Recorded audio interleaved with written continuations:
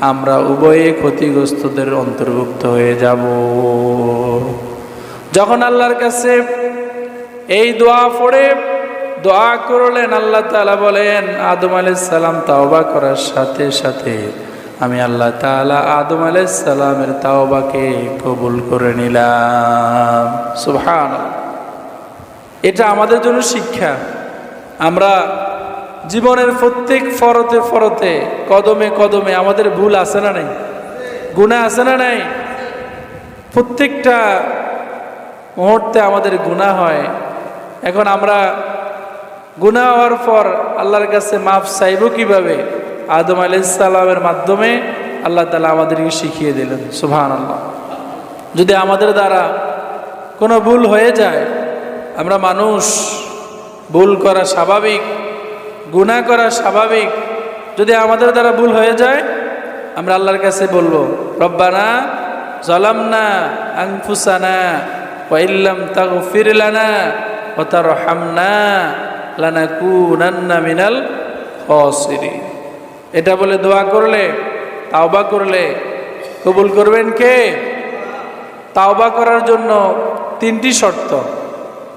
1 number হচ্ছে আমি যে অপরাধ করেছি সেই অপরাধের কথা স্বীকার করা। 2 নাম্বার এই অপরাধের জন্য অনুতপ্ত হওয়া।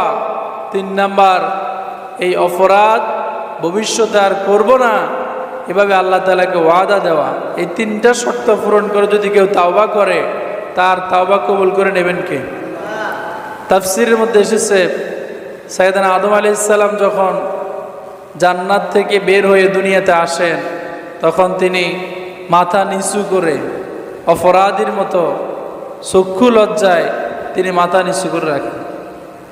আর মিস্টার ইবলিস শয়তান যখন জান্নাত থেকে দুনিয়াতে আসে, তখন উপরের দিকে তাকায় তাকায় হাতের মটকা ফুটাইতে ফুটাইতে সে বাইরেছে।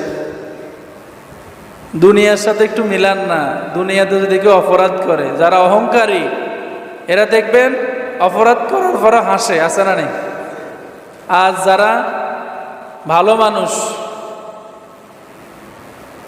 সত্যবাদী, সৎ মানুষ, তার দ্বারা কোনো ভুল হয়ে গেলে সে লজ্জায় মানুষের সামনেও আসে না, আছে না নেই? তার ভিতরে এই লজ্জা কাজ করে, আমার মতো মানুষ এই অপরাধটা কেমনে করলাম। এই যে নিজের একটা অনুশোচনা, এই অনুশোচনার কারণে সে চক্ষু লজ্জার কারণে সে মানুষ থেকে আড়ালে থাকে।